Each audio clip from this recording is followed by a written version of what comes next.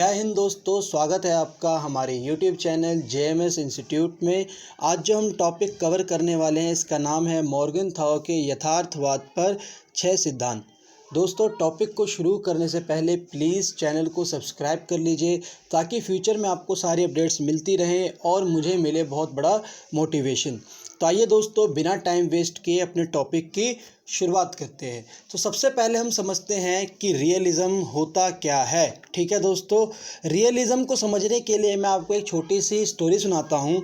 जैसे मान के चलिए इस लड़की का नाम है सोफिया और इस लड़की का नाम है लैला। ठीक है, इसका नाम है सोफिया और इसका नाम है लैला।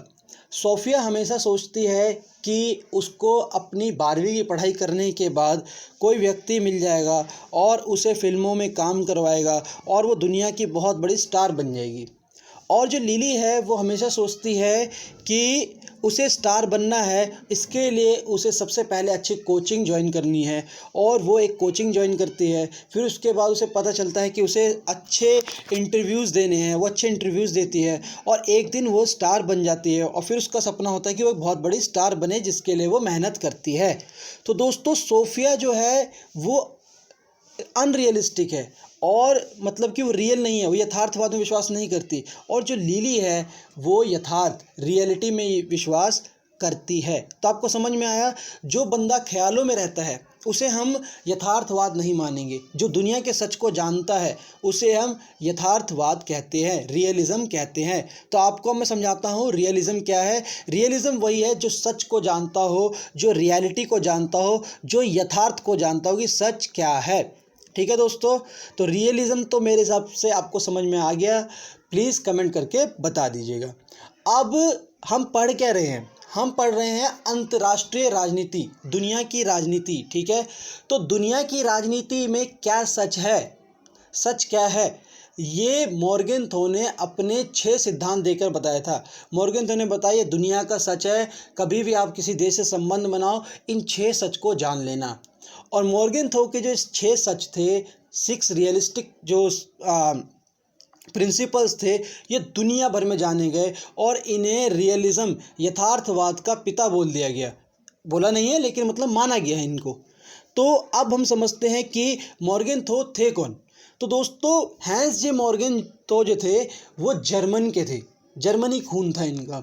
और ये जर्मन से भागकर आ गए थे, किस लिए? क्योंकि वहाँ पर हिटलर जो था अत्याचार कर रहा था। तो जब ये अत्याचार से भागकर आए तो ये अमेरिका में इन्होंने शरण ली, तो अभी अमेरिका के हो गए। तो जब इन्होंने अमेरिका में शरण ली तो इन्होंने अमेरिका में उस टाइम चल रहा था कि दुनिया को एक ऐसी जगह बनानी जो अच्छी हो, ऐसी हो, वैसी हो। तो मॉर्गनथाउ ने सभी अमेरिकन्स को कहा कि दुनिया की रियलिटी जान लो, रियलिज़म जान लो। तो उन्होंने वहाँ जाकर रियलिज़म पे ज्ञान दिया और ये ज्ञान हर एक देश ने अपनाया है। तो यहाँ तक समझ में आ गया।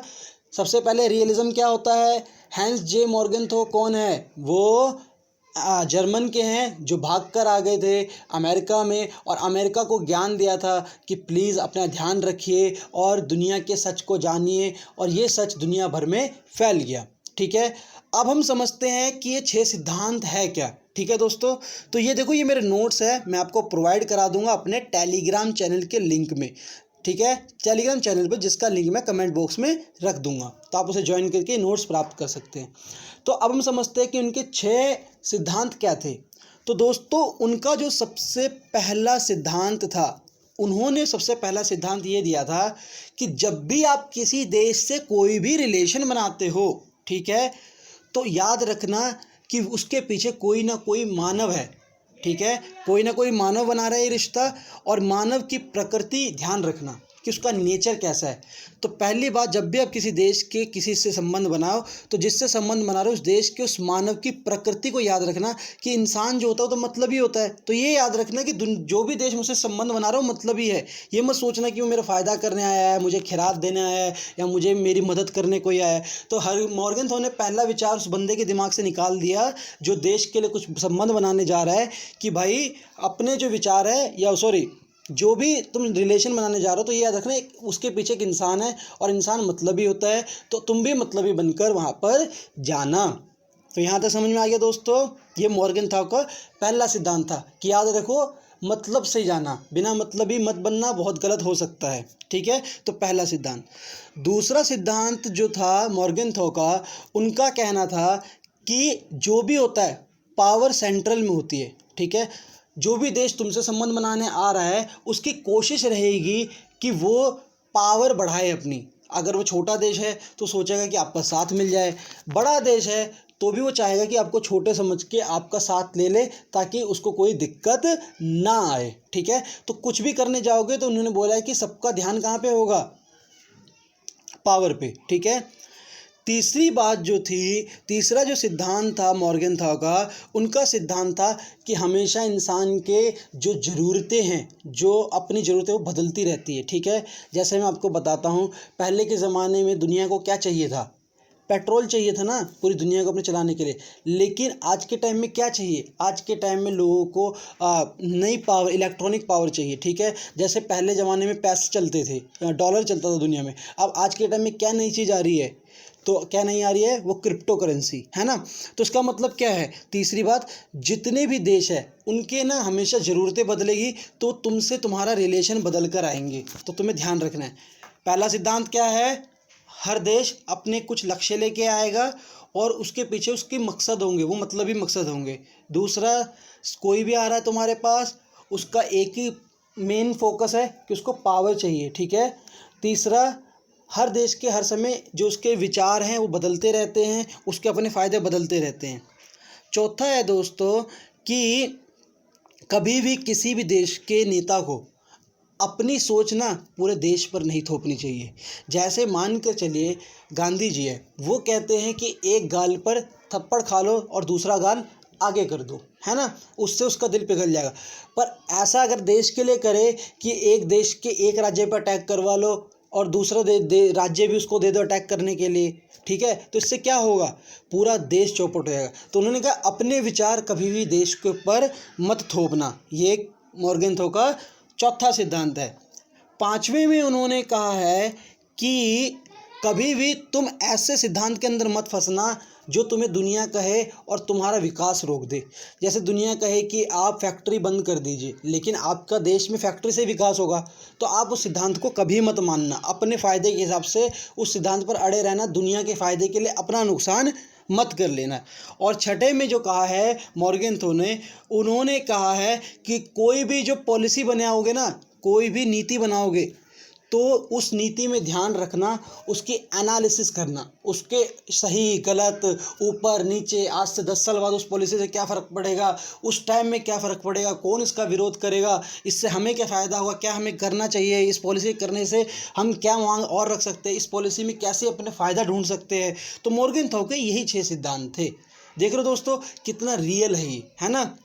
अब ये 6 सिद्धांत आपको पॉलिटिकल स्टूडेंट होने के कैसे काम आएंगे, जब आप किसी बड़ी पोस्ट पर पहुंच जाओगे या जीवन में आप कोई भी पॉलिसी बनाओगे, तो जब आप इन रियलिस्टिक 6 सिद्धांत की बात करोगे ना, तो लगेगा सामने वाले को कि यू हैव नॉलेज, आपको कुछ पता है। ठीक है, तो इन 6 सिद्धांतों को सिर्फ मैंने अभी आपको पूरा एक तरह से अमृत रस दे दिया इसका, जिसमें आप इसे समझ सकते हैं।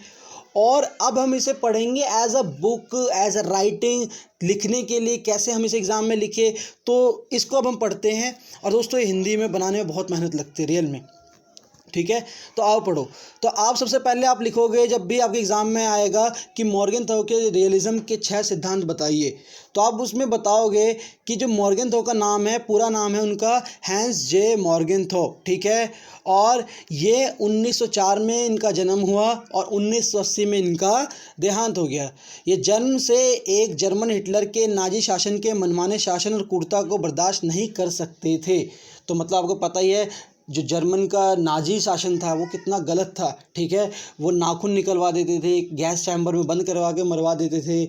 उसके बाद में बहुत ही उन्माद फैला हुआ था, बड़ी क्रूरता फैली हुई थी, बहुत ही गलत हो जाता था। ठीक है, तो वो अपने देश से भागे तो अमेरिका में क्या बन के गए, शरणार्थी बनकर गए। तो उन्होंने अमेरिका को बताया कि जो तुम अपने, अब वहाँ के हो गए थे ना ये, तो उन्होंने अमेरिका को समझाया कि अपने यथार्थवाद को जिंदा रखना, सच को जानकर चलना, कभी भी अपने ख्याली पुलाव मत बनाना, ठीक है। तो ये बात बताई थी। उन्होंने राजनीति को सत्ता के लिए एक संघर्ष के रूप में वर्णित किया। उन्होंने बताया जो राजनीति है ना, सिर्फ वो सत्ता के लिए है, उसका सिर्फ एक ही मोटो है कि कैसे भी करके सत्ता मिल जाए, ठीक है, पावर मिल जाए। कई अमेरिकियों ने, उस टाइम में अमेरिका में ना एक कल्चर था दोस्तों कि अमेरिका ना बड़ी वैसी बातें करता था कि दुनिया को हमें एक ऐसी जगह बनाना है जहाँ पर आदमी आदमी से मतलब कि मानव एक दूसरे से प्यार करे, और हमें अपने बॉर्डर खोलने चाहिए, ये करना चाहिए, दुनिया में कोई बॉर्डर नहीं होना चाहिए, बम कोई ना बनाए, बम जितने भी बॉम्ब्स बने हुए हैं न्यूक्लियर वगैरह सब ख़त्म कर दो। तो वो सब ना ऐसी बात कर रहे थे कि अपने आप को कमज़ोर कर लो।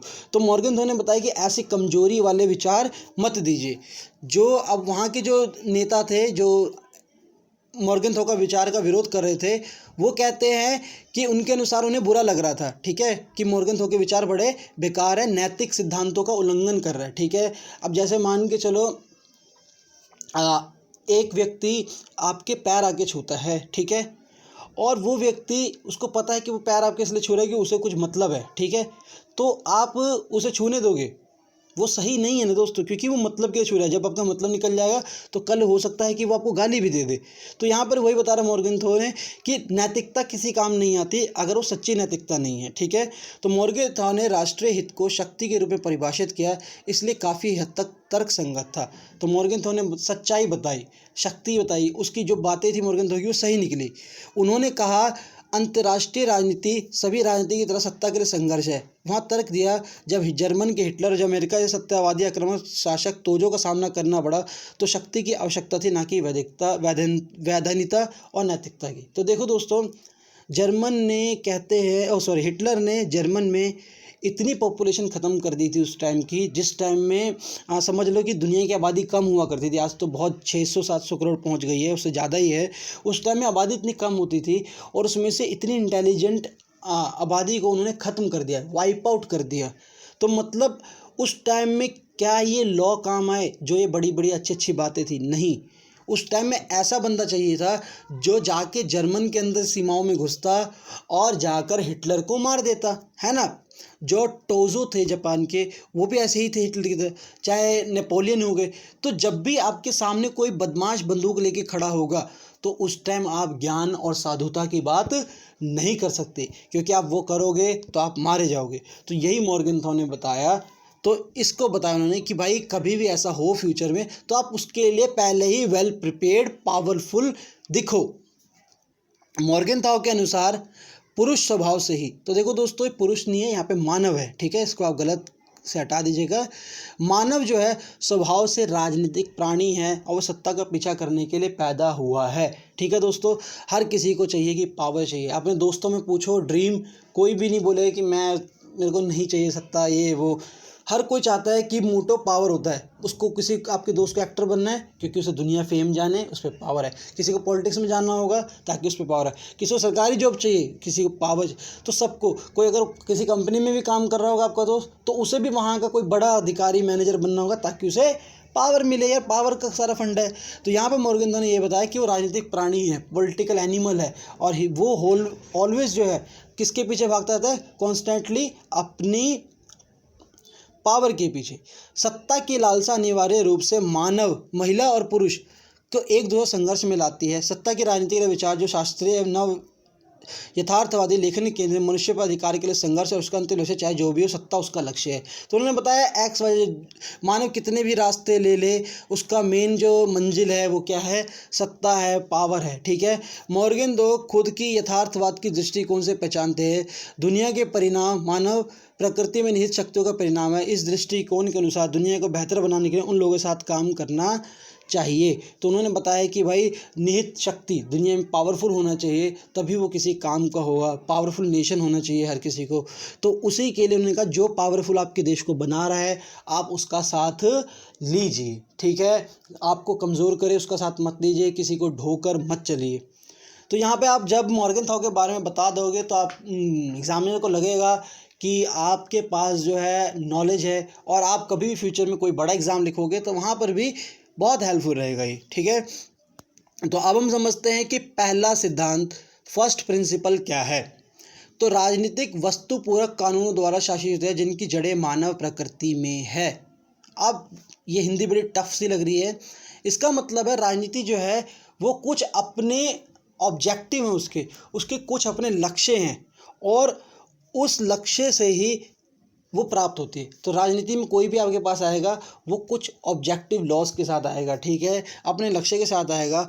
और ये याद रखना, जब वो लक्ष्य लेके आ रहा है तो उसके लक्ष्य के पीछे एक मानव है और उस मानव का जो नेचर है वो बड़ा मतलबी है।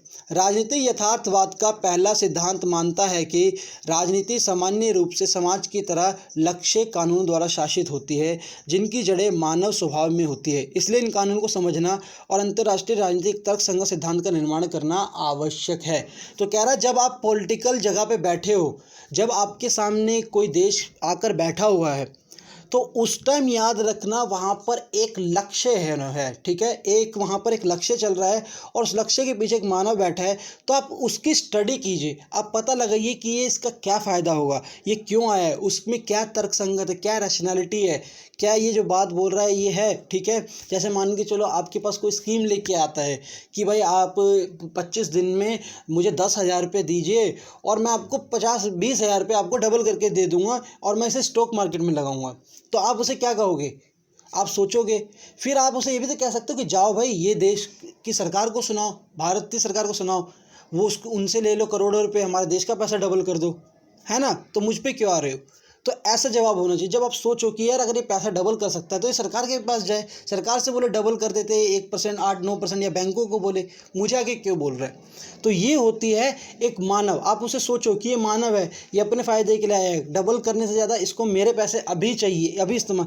तो ये बताइए कि मतलब ही जो भी है, जब भी कोई कानून लॉज लेके आता तो अपने मतलब के लिए है। इन कानूनों को अस्वीकार और चुनौती नहीं दी जाती, इन्हें आधार मानना चाहिए। तो ये आधार मानना चाहिए कि जो मानव हमारे पास लेके आया है वो प्रकृति उसकी कैसी है, ठीक है। राजनीतिक यथार्थवाद मानता है कि अंतर्राष्ट्रीय राजनीति कुछ लक्ष्य के द्वारा चलती है, ठीक है, तो उसके लक्ष्य होते हैं कुछ। और अब बताएं कि उस लक्ष्य में मानव प्रकृति होती है। मानव प्रकृति के वस्तुगत नियमों को जानने के लिए हमें मानवीय संबंधों के तथ्यों का विश्लेषण करना चाहिए, ठीक है। तो आप YouTube पर देख लेंगे या फिर कहीं भी देख लेंगे, जब दो बड़े राष्ट्रों के नेता हाथ मिलाते हैं तो उसके पीछे भी बड़ी छोटी छोटी गहराइयाँ होती है। कोई किसी का हाथ ऊपर से दबा के अपने पावर को दर्शाता है, कोई सामने से हाथ मिला के अपनी ये दिखाता है कि हम आपसे लड़ने के तैयार हैं। तो इनके हाथ मिलाने के ऊपर भी कई सारे गेस्चर्स होते हैं, ठीक है, जिसे पढ़ते हैं, मानवीय संबंधों को पढ़ा जाता है। हम उस नेता की और चीज़ों को पढ़ते हैं, पुरानी जगह पर जाकर उस देश की और चीज़ों के बारे में पढ़ते हैं। जैसे बताया जाता है कि दुनिया भर में अमेरिका जो है वो आज तक किसी का भी फ्रेंड नहीं रहा, ठीक है। तो अब जब अमेरिका आपके पास बहुत अच्छी स्कीम लेके आएगा तो आप समझोगे कि यार नहीं, ये जो उस देश के ये व्यक्ति है ऐसा ऐसा ऐसा है, ठीक है। इसके जो नेता हैं अभी जो बाइडेन है, उनका क्या इतिहास रहा है, उन्होंने अपने जीवन में क्या किया है। अमेरिका का जो मान के चलो कोई हमारे पास बिज़नेस लेके आया है तो उस अमेरिकी बिज़नेस के पीछे क्या क्या कारण है, तो इन सब चीज़ों का पता लगाना चाहिए। फिर उनका उपयोग संबंधों की प्रकृति के मूल्यांकन के लिए किया जा सकता है। मानवीय संबंधों का इतिहास हमें राजनीति को समझने के लिए तथ्य प्रदान कर सकता है। तो जब हम मानवीय संबंध पढ़ेंगे, ह्यूमन नेचर को पढ़ेंगे related to science, political science, तो हमें बहुत फ़ायदा होगा। इस प्रकार अंतर्राष्ट्रीय राजनीति के मॉर्गनथाउ के यथार्थवाद सिद्धांत का पहला सिद्धांत यह मानता है कि राजनीतिक कुछ ऑब्जेक्ट, कुछ लक्ष्य कानूनों द्वारा शासित होते हैं जिसकी जड़ें मानव प्रकृति में होती हैं। इस कानूनों को समझकर हमें अंतर्राष्ट्रीय राजनीति को समझने और अध्ययन करना चाहिए और इन ऑब्जेक्टिव कानूनों को जानने के लिए हमें मानवीय संबंधों के इतिहास का अध्ययन करना होगा, ठीक है। तो हमें समझना चाहिए कि ये जो लॉज है, ये जो कानून हैं जो लाए जा रहे हैं मानव द्वारा या फिर जो देश के द्वारा, या फिर ये देश क्या चाह रहा है, इसके पीछे हमें अच्छी स्टडी करनी चाहिए। तो पहला सिद्धांत यहाँ पे समझ में आ गया। पहला सिद्धांत यही बताता है कि राजनीति अपने लक्ष्य के साथ आती है और इस लक्ष्य के पीछे एक मानव है और वो मानव प्रकृति में कैसा है ये हमें पता लगाना चाहिए।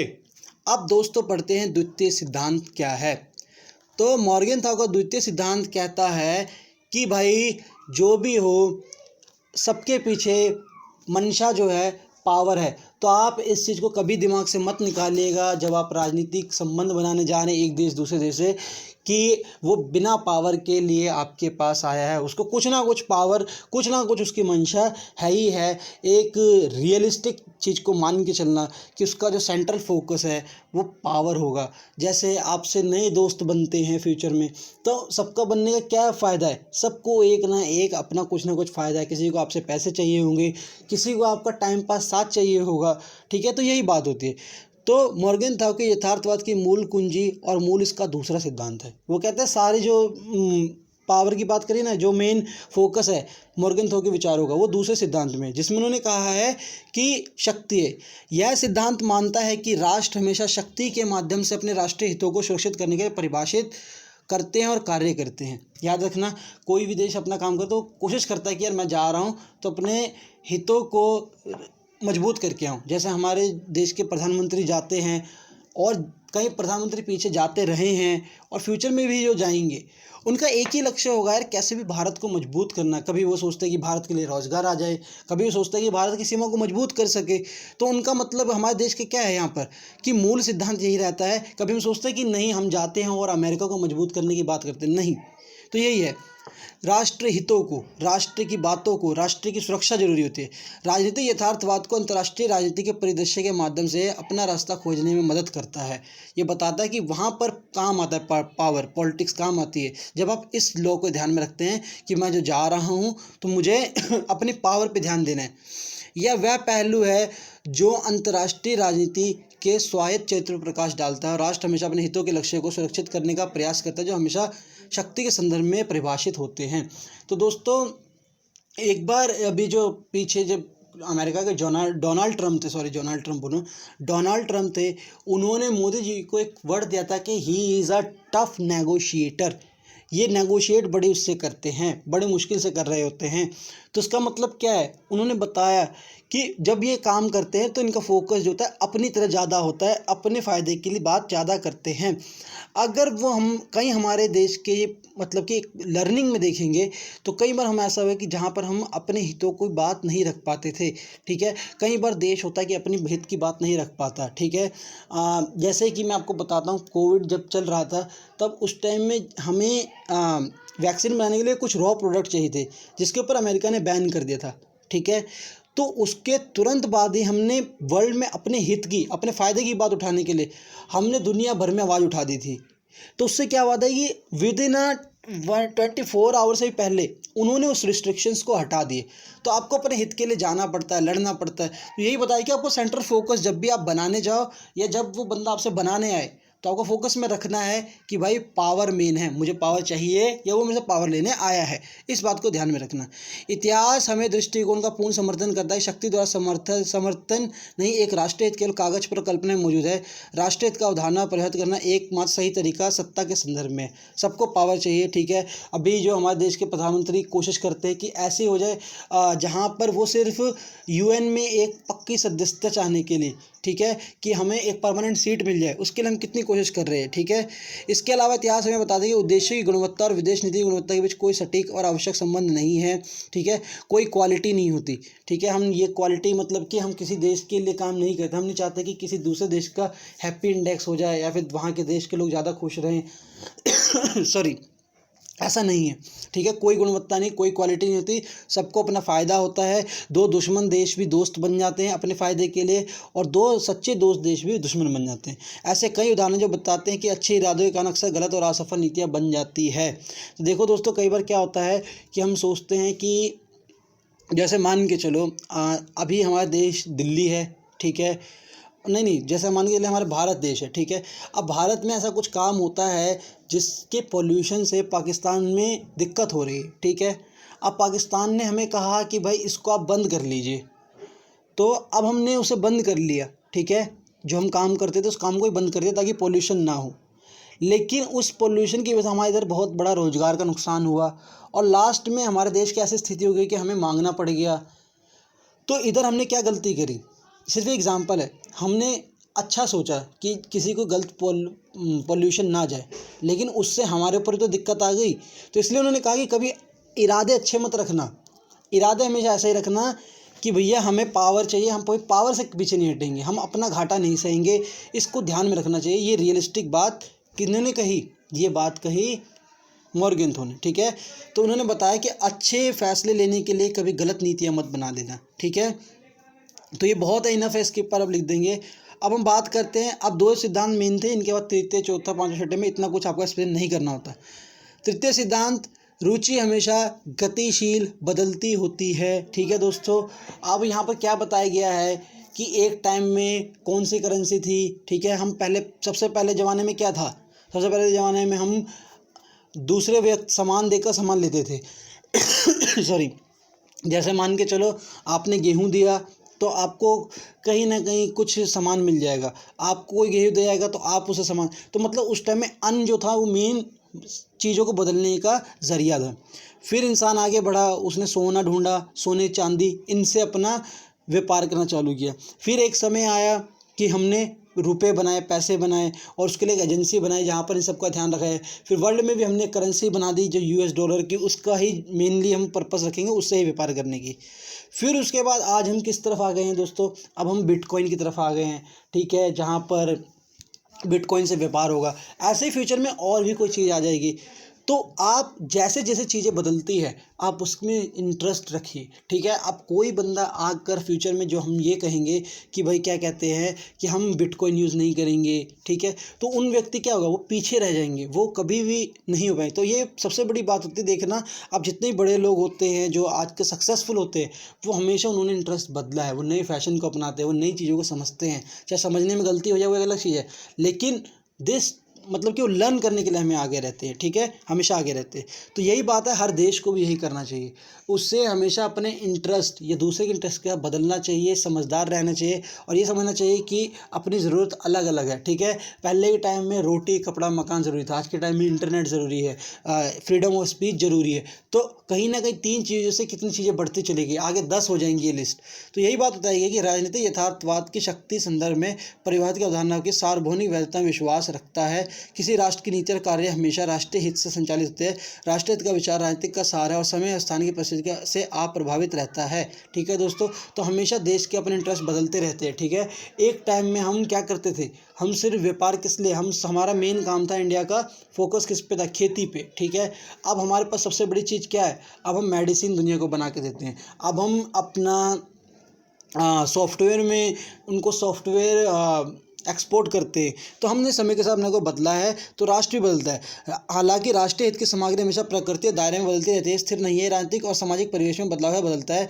राष्ट्रीय हित गतिशील है और किसी राज्य की नीति और कार्य की जांच के लिए इसका लगातार विश्लेषण किया जाना चाहिए। तो जो हमारे नेता हैं वो हमेशा ध्यान में रख के इस चीज़ का ध्यान रखें कि आज जो हम चीज़ बना रहे हैं वो कल काम की नहीं रहेगी, और आज जो हम बना रहे हैं वो क्या आज के हिसाब से ज़रूरी है, आज हमारी ज़रूरतों को मैच कर पा रही है। तो कभी भी हमें जब भी कोई पॉलिसी बनानी है या कुछ भी करनी है तो हमें ध्यान रखना चाहिए कि जो हमेशा इंटरेस्ट है वो बदलता रहता है, ठीक है। तो हमें उस बदलते इंटरेस्ट के साथ अपनी नीतियों को बनाना चाहिए। तो यही बात यहाँ पर कही गई है कि इतिहास के किसी विशेष काल में राजनीतिक कार्रवाई को निर्धारित करने वाले हित और राजनीतिक सांस्कृतिक संदर्भ पर निर्भर करता है, जिसके भीतर एक विदेश नीति तैयार की जाती है। दोस्तों देखो, जैसे अब पहले ज़माने में क्या है, अभी ये लगा लो अब 70, 80s या 90s में पहले जो था तीसरी कम्युनिटी जो थी मेल फीमेल के अलावा, उसको कोई भी उस तरीके का आधार नहीं मिलता था। लेकिन आज के टाइम में हमने कितनी पॉलिसीज़ में चेंज किया, अब हमें कितनी इसे एक्सेप्टेंस मिल रही है, हमने अपने समलैंगिकता के कानून में कितना बदलाव किए। तो हमेशा देश को ये बदलाव करते रहना चाहिए, सोचते रहना चाहिए कि कैसे कांस्टेंट चेंज दुनिया होती जा रही है। शक्ति की अवधारणा पर भी यही अवलोकन लागू होता है। एक राष्ट्र की राष्ट्रीय शक्ति हमेशा गतिशील होती है, ठीक है दोस्तों। तो हमें अब जैसे पुराने ज़माने में क्या होता था कि हम आर्मी को स्ट्रेंथफुल बनाते थे कि आर्मी बहुत मजबूत होनी चाहिए। अब हमें आर्मी तो स्ट्रेंथफुल बनानी है, हमें अपना जो साइबर बेस है वो भी अच्छा बनाना पड़ेगा, ठीक है। अब जैसे कि मान के चलो जो रशिया है वो किसी भी देश, मतलब कि ऐसा बोला था, देखो मैं भी हवाबाजी तो नहीं कर सकता, मेरी भी न्यूज़ जो है वो सुनी सुनाई है कि जहाँ पर गलत भी हो सकती है कि रशिया का जो साइबर है ना, जो मतलब कि उनका जो मतलब कहीं ना कहीं किसी भी देश के ऊपर जासूसी करने का तरीका जो है वो किसी भी बड़े नेता का फ़ोन टैप करके मालवेयर डाल के उसमें चेंज कर सकते हैं, तो बदल रहा है, उसकी रुचि इंटरेस्ट बदल रही। तो हमें ऐसा ना हो कि हम यहाँ पर बिल्कुल कमज़ोर पड़े हो। अब मैं पीछे का इंसिडेंट बताता हूँ। एम्स जो है कितना बड़ा सेंटर है वहाँ पर, ठीक है। मतलब कि कितनी बड़ी संस्था है, उसमें कितना बड़ा डाटा है, किसी बड़े नेता की निजी जानकारी होगी वहाँ, उसके रिकॉर्ड्स होंगे उस वेबसाइट्स पर, उसकी मेडिसिन क्या क्या उसकी बीमारियों के बारे में लिखा होगा जो दूसरे देशों को लोगों को जानने के लिए ज़रूरी नहीं है।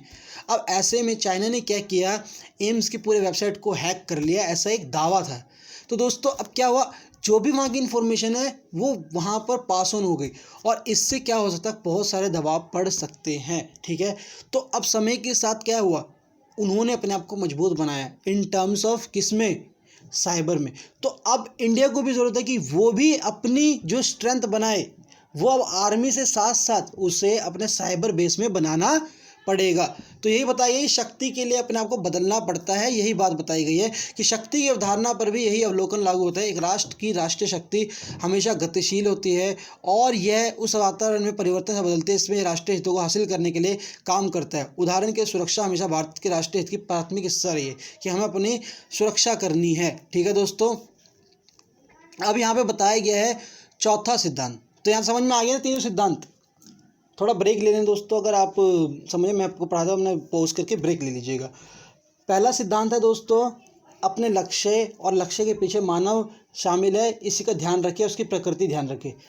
जो देश आपसे बात करने आ रहा है वो पावर के लिए करने जा रहा है, और आप जब जाओगे तो पावर को ध्यान में रखोगे, फालतू चीज़ें ध्यान में नहीं रखोगे जिससे देश ट्रबल में आ जाए। तीसरा, इंटरेस्ट बदलते रहते हैं, आपको उस बदलते इंटरेस्ट के साथ अपने आप को बदलना पड़ेगा, ठीक है दोस्तों। अब चौथा सिद्धांत कहता है अमूर्त नैतिक सिद्धांतों को राजनीति में लागू नहीं किया जा सकता, ठीक है। फालतू के नैतिकता को अपने पर मत लीजिए। मतलब कि जैसे मैं आपको बताता हूँ कि आपका देश है, ये अपना देश है, उधर कहा जाता है कि एक बंदे को न्याय, मतलब कि जैसे मैं बताता हूँ कि 100 कातिल छूट जाए, पर एक जो बंदा है जिसने कानून गलत नहीं किया वो फंसना नहीं चाहिए, ठीक है। एक मतलब किसी मासूम को सज़ा नहीं मिलनी चाहिए, चाहे हमारे हाथ से 100 अपराधी छूट जाएं। लेकिन ऐसा क्या दुनिया में हो सकता है? अगर ये नीति हम सोचेंगे कि कोई देश है उसको हम नहीं करेंगे, चाहे चाइना हमसे कुछ भी करके चलाए, नहीं, ठीक है। तो यहाँ पर उन्होंने एग्जाम्पल दिया है कि आप अपने लिए अलग कानून रखो, वो कानून कभी देश पर मत थोपना, ठीक है दोस्तों। जैसे यहाँ पे बताया गया है कि the individual may say for himself but not for the state, कि let justice be done even if the world perish. उन्होंने कहा न्याय होना चाहिए चाहे दुनिया तबाह हो जाए। लेकिन आप मानते हो कि कई बार अगर आपके देश ने कुछ गलत किया तो आप न्याय करोगे? नहीं, आपको अपने देश का साथ लेना पड़ेगा, ठीक है दोस्तों। अगर मान के चलो आपके किसी, मतलब कि हमारी किसी आर्मी के किसी भाग ने कुछ ऐसी मिस्टेक गलती करी जिससे कि सामने जैसे कि कुछ गलत हो गया, ठीक है। जैसे मान के चलिए हम अपनी ड्रिल कर रहे थे और उस टाइम हमने क्या किया कि गलत बटन दबा दिया जिससे कि एक मिसाइल छूट के कहीं गिर गया, तो क्या अब हम उसकी भरपाई करने लग जाएंगे चाहे हम देश हमारे कर्जे में हो? नहीं, उस टाइम हमें अपने ये वाले न्याय सिद्धांत इनको साइड कर देना चाहिए, ठीक है। तो यही बात कही गई है कि भाई कभी भी अपने फ़ायदे अपने जो विचार है वो देश के ऊपर मत थोपना, देश का नुकसान मत करना, देश के लिए बिल्कुल मतलबी बन जाना। राजनीतिक यथार्थवाद नैतिक के महत्व को महसूस करती है, लेकिन यह मानती है कि उनके अमूर्त और सार्वभौमिक योगों में इन राज्य कार्यों पर लागू नहीं किया जाना चाहिए, ठीक है। दुनिया भर में चाहे कोई बात सही हो, लेकिन वो उससे आपके देश को कोई घाटा नहीं होना चाहिए। राजनीतिक कार्यवाही को नैतिक महत्व निर्विवाद है, लेकिन सार्वभौमिक नैतिक सिद्धांतों को राज्यों के कार्यों पर लागू नहीं किया जा सकता जब तक इनका विश्लेषण समय और स्थान की विशिष्ट परिस्थिति के आलोक में नहीं किया जा सकता। नैतिक सिद्धांत राज्यों की नीतियों और कार्यों को निर्धारित नहीं करते हैं, ये कुछ प्रभाव का स्रोत है। उन्होंने बताया कि आप जब भी करो तो कैलकुलेशन सारी मार लेना, ठीक है, कि आपको ये नहीं करना है या ये करना है। आप कभी भी अपनी चीज़ों के लिए अपने देश का नुकसान मत करना, ठीक है। अब मान के चलो चाइना में वहाँ कहते हैं कि जो उनके राष्ट्रपति वो उनकी जनता पर कितना भी विद्रोह करते हैं, तो क्या उनके जितने भी चाइना के पढ़ने वाले स्टूडेंट हैं वो बाहर के देशों में जाकर उनका विरोध करते हैं? नहीं। क्यों? क्योंकि वो उनका विरोध नहीं करते कि उनकी इमेज ख़राब ना हो, ठीक है। तो यही बात बताई गई है कि कहीं ना कहीं आपको एक जगह पर आके अपने कर्म धर्म नीति सबको छोड़ना पड़ता है अपने देश के लिए, ये बात कही है मॉर्गेनथो ने, ठीक है। तो यथार्थवाद का मानना है कि राज्य से नैतिकता के उन मानकों का पालन करने की अपेक्षा नहीं किया जाता जो पुरुषों के लिए बाध्यकारी हो और उनका पालन किया जाता है। व्यक्ति अपने लिए कह सकता है न्याय किया जाए, भले ही सारी दुनिया नष्ट है, लेकिन राज्यों को ऐसा कहने का कोई अधिकार नहीं कि राज्य नैतिक सिद्धांतों का पालन करने की स्वतंत्रता, सुरक्षा या अन्य मौलिक राष्ट्रीय हितों को त्याग कर नहीं कर सकता। तो सीधी सी बात है, कभी भी अपना देश के घाटा नहीं होना चाहिए, उसकी मौलिकता, उसकी सुरक्षा, उसकी बाउंड्रीज, इस पर दिक्कत ना आए, चाहे वो बात कितनी भी सही हो, लेकिन उसके चक्कर में देश को नुकसान नहीं होना चाहिए। तो चौथा सिद्धांत दोस्तों समझ में आ गया कि जितनी भी ज्ञान की बातें हैं, ज्ञान की पोटली है, वो साइड में रख देनी चाहिए जब बात देश पर आए, ठीक है। पंच सिद्धांत, पांचवा सिद्धांत दोस्तों कहता है कि उन चीज़ों का, एक राष्ट्र की नैतिक आकांक्षा और सार्वभौमिक नैतिक सिद्धांत के बीच अंतर, ठीक है। जैसे मान के चलो दोस्तों कि दुनिया भर में कोई चीज़ गलत है, ठीक है, लेकिन वो गलत आपके लिए सही है, ठीक है। जैसे मान के चलो साइबर नहीं, अच्छा एग्जांपल नहीं होगा, मैं से इसका एक एग्जांपल आपको बताता हूँ कि पढ़ना लिखना आप सबको पता है अच्छा है ना। अगर कामयाब बनना है तो पढ़ना लिखना पड़ेगा, लेकिन आप खेल में अच्छे हैं, ठीक है, तो ये रूल आपके ऊपर लागू नहीं होता कि आपको पढ़ना ज़रूरी है, आपके लिए खेलना ज़रूरी है। विराट कोहली चाहे कोई भी बड़ा प्लेयर है, अगर उन्होंने उस टाइम में ये बात सार्वभौमिक मान ली होती कि पढ़ने के बाद कामयाबी मिलती है, तो क्या वो अच्छे क्रिकेटर होते? नहीं।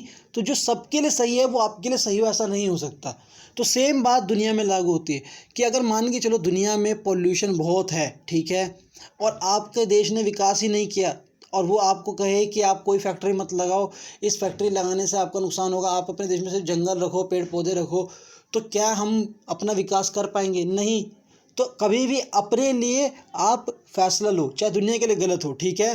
तो यहाँ पर यही बात कही गई है कि एक राष्ट्र की नैतिक आकांक्षा और सार्वभौमिक नैतिक सिद्धांत के बीच अंतर होना चाहिए। आपके अपने एस्पिरेशंस, आपके अपने फ़ायदे को हमेशा ध्यान रखना, चाहे वो दुनिया भर में कोई भी एस्पिरेशन चल रहा हो, चाहे दुनिया को कितना भी गलत कहे, ये देश के लिए लागू है। आपको अपने देश के हित का सोचना चाहिए, ठीक है। जैसे मान के चले आपके देश में पेट्रोल ज़्यादा है, अब आपको अमेरिका या कोई बड़ा देश या दुनिया आके कहे कि पेट्रोल का दाम ऐसा रखिए जो सबके लिए अफोर्डेबल हो, इसको 1 रुपये रख दीजिए, 5 रुपये लीटर रख दीजिए, ताकि हमारे देश के लोग भी इसका इस्तेमाल कर सकें, ठीक है। ये बात सही है, तभी उनके देश के लोग अफोर्ड कर पाएंगे, पर नहीं, आपको फ़ायदा देखना है। आप बोलोगे मैं 50 रुपये से कम इसे दूंगा ही नहीं, चाहे लेना है तो लो, नहीं तो नहीं, इससे आपका फ़ायदा होगा, ठीक है। अगर आप उस टाइम न्याय दुनिया की बात सोचोगे कि एक अफोर्डेबल प्राइस रखूं जो सब उसको अफोर्ड कर सके, तो ऐसा नहीं होगा, आपको अपना हित सोचना पड़ेगा। यही उनका पांचवा सिद्धांत है। तो उसमें बोला कि ये राजनीतिक यथार्थवाद किसी विशेष राष्ट्र की नैतिक आकांक्षा को ब्रह्मांड को नियंत्रित करने वाले नैतिक सिद्धांत के साथ पहचानने से इनकार करता है। वो कहता है कभी भी ऐसे नियमों में मत फंसना जो ब्रह्मांड के नियमों से भी चाहे मिलती हों। यह इस बात को मानने से इनकार करता है कि किसी विशेष राष्ट्र के राष्ट्रीय हित और नैतिक सार्वभौमिक रूप से लागू नैतिक सिद्धांत दर्शाती हो। प्रत्येक राष्ट्र को अपने राष्ट्रीय हितों का अनेक नैतिक सिद्धांत के आड़ में ढकने का प्रयास करता है।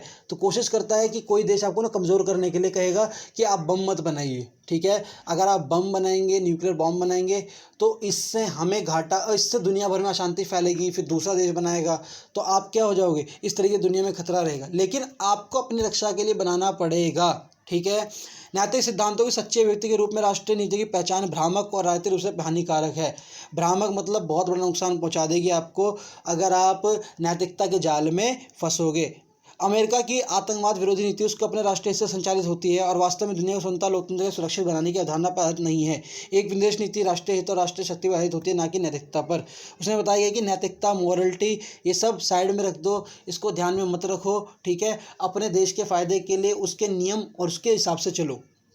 राष्ट्र अपने संबंधित राष्ट्रीय हितों को सुरक्षित करने में लगे नेता, अभिनेता और नैतिक कानूनों के अनुयायी नहीं है। ब्रह्मांड को नियंत्रित करने नैतिक नियम उनके कार्य पर लागू नहीं होते। तो वही बात दोस्तों घुमा फिरा के करी जा रही है। अब बताया गया लास्ट सिद्धांत, अंतर्राष्ट्रीय राजनीति की स्वायत्तता। सॉरी, कि आप जो है ध्यान रखिए, जो राजनीति में आप जो कानून बना रहे हैं, जो स्वायत्त बना रहे हैं, उसके पूरा अवलोकन कीजिए। जो आप पॉलिसी बना रहे हैं तो वो एक एनालिसिस से आने चाहिए। आप उसके प्रोज कौन सब कुछ जान लीजिए, उससे क्या फ़ायदा होगा क्या घाटा होगा, 10 साल बाद क्या है, 5 साल बाद क्या फ़ायदा है, आप इस पॉलिसी को कहाँ तक लेके जाकर कहाँ से खींच सकते हो, इसमें क्या क्या प्रावधान होने चाहिए, हर तरह के लोगों के विचार लेने चाहिए, कैसे कैसे उसको करना चाहिए, उस देश के बारे में सोचो, उधर के लोगों के प्रभाव के बारे में सोचो, फिर जाके एक ऐसे एनालिसिस बनाओ कि आप स्वायत्त हो। तो मॉर्गन था अनुशासनिक रूप में अंतर्राष्ट्रीय राजनीतिक स्वायत्तता को स्वीकार करता है। उपरोक्त 5 सिद्धांत आधार पर मॉर्गन था द्वारा सुनिश्चित किया गया कि राजनीतिक यथार्थवाद और अन्य दृष्टिकोण और सिद्धांतों के बीच एक वास्तविक और गहरा अंतर मौजूद है। तो उन्होंने बताया कि दुनिया भर में क्या है, वास्तविकता ये है, और लोग कानून देश दुनिया इसलिए बनाए। तो कई देशों के पीछे रहने का कारण यही होता है कि वो अच्छे कानून नहीं बनाते। ठीक है दोस्तों, आप देख सकते हैं छोटा सा देश नेपाल भी है, छोटा सा देश भूटान भी है, और छोटा सा देश जापान भी है। जापान ऐसा है जो अमेरिका और भारत से भी चुनौती ले सकता है, और वो दुनिया में किसी भी बड़े देश से पंगा ले सकता है, दिखा सकता है और टिक कर दिखाएगा, जबकि उसके ऊपर 2 अटैक हुए। और उसी के बाद में कुछ ऐसे छोटे देश हैं जो नहीं लड़ सकते, जो एक फूंक मारो तो वो हिल जाएंगे। तो क्या कारण है इसके पीछे? तो देखो आप, इसका कारण क्या है, एक अच्छी पॉलिसी, एक रियलिस्टिक पॉलिसी। तो रियलिस्टिक पॉलिसी होना बहुत ज़रूरी है। तो उन्होंने यही बताया कि दुनिया में हमेशा कई देश इस फ़र्क में जी रहे हैं, उनको चाहिए ए और वो मांग भी रहे हैं। ठीक है, तो यहाँ पर यही बात हुई है, एक राजनीतिक यथार्थवाद हमेशा शक्ति के रूप में परिभाषित संदर्भ में सोचता है, जैसे एक अर्थशास्त्री ब्याज के धन के रूप में परिभाषित करता है, वकील कानूनी नियम के साथ, और नैतिक सिद्धांत की कार्यवाही की अनुरूपता। तो यहाँ पे बताएगी कि जैसे बिजनेसमैन होता है वो ब्याज की सोचेगा, ठीक है, कि मैं पैसा दे रहा हूँ मुझे ब्याज दे, तो रियल है, वो रियलिस्टिक है, जब भी वो अपना बिजनेस आगे बढ़ा पाएगा। जो वकील है वो सोचेगा कि ऐसा कानून आ जाए जो मेरे क्लाइंट को फ़ायदा हो जाए, जो मेरे हिसाब से उसमें मोल्ड कर सकूँ। ठीक है, नैतिकवादी चाहेगा कि नैतिकता आए, दुनिया में प्यार फैले, ये फैले, लेकिन वो अपने लिए चाह रहा है, आप उससे देश का नुकसान मत कीजिए। तो राजनीतिक यथार्थवाद में ये बताया गया है कि दृष्टिकोण में ना तो आदर्शवादी है, ना ही वैधानिक और ना नैतिकवादी है। तो देश कभी भी ऐसा नहीं होना चाहिए, उसको हमेशा सही सोचना चाहिए, सही बिल्कुल यथार्थ सोचना चाहिए। यह अपनी एकमात्र चिंता के रूप में सत्ता के संदर्भ में परिभाषित राष्ट्रीय से संबंधित है। तो दोस्तों यहाँ पर यही बात की गई है कि इराक के खिलाफ जो युद्ध हुआ उसमें अमेरिका ने कैसे, इराक और अमेरिका का वो पता ही है ना, तो इराक में ये बोला गया था, अमेरिका ने कहा था कि वहाँ के जो सद्दाम हुसैन हैं वो ऐसे बॉम्ब बना रहे हैं जो दुनिया भर में नुकसान पहुँचाएंगे, मतलब कि वो नुकसान पहुँचा सकते हैं, इसलिए उनकी दुनिया में एक उनकी जजमेंट आई कि उन्हें फांसी पर चढ़ा देना चाहिए, क्योंकि वो एक ऐसा हथियार बना रहे हैं।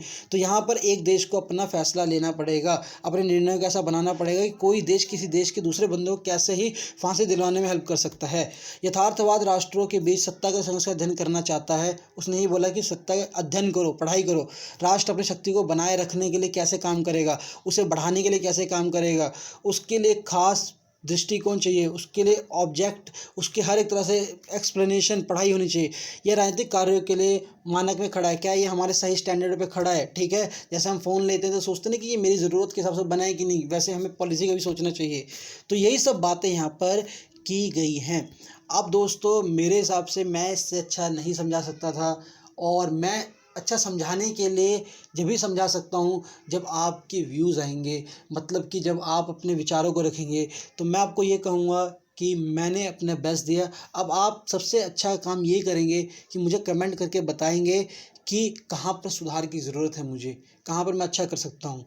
तो मुझे फीडबैक बहुत ज़रूरी चाहिए, और कमेंट करके बताना कि आपको समझ में आया कि नहीं, क्योंकि बहुत मेहनत लगती है इसे नोट्स को बनाने में, कई जगह से, कई किताबों से, कई वेबसाइट से, कई जगह से पढ़ के बनाना पड़ता है। एक बेस्ट चीज़ मैं आपको देने का प्रयास करता हूँ, बट आप मुझे ज़रूर बताइएगा कैसे लगी वीडियो, और कमेंट ज़रूर करना प्लीज़ यार। और ये नोट्स में आपको मिल जाएंगे टेलीग्राम चैनल पर, जिसके लिए मैं प्रोवाइड करा दूँगा। और हाँ, इसको आप एग्ज़ाम में लिखोगे, बेस्ट नंबर आएंगे। और दुनिया में जब भी आप कभी कोई फ्यूचर में एग्ज़ाम दोगे रिटर्न वाला, जहाँ पर आपसे क्वेश्चन पूछा जाएगा, तो आप इसके लिए काफ़ी प्रिपेयरफुल रहोगे। और हाँ, हमें रियलिस्टिक बनना चाहिए जब भी हम अपनी लाइफ में कुछ आगे बढ़ने के लिए। ठीक है दोस्तों, तो अब बिना टाइम वेस्ट किए मैं वीडियो को लास्ट करता हूँ, और फ्यूचर में बहुत सी वीडियोज़ में बनाता रहूँगा, तो चैनल को सब्सक्राइब जरूर करना। बाय दोस्तों, जय हिंद, भारत माता की जय।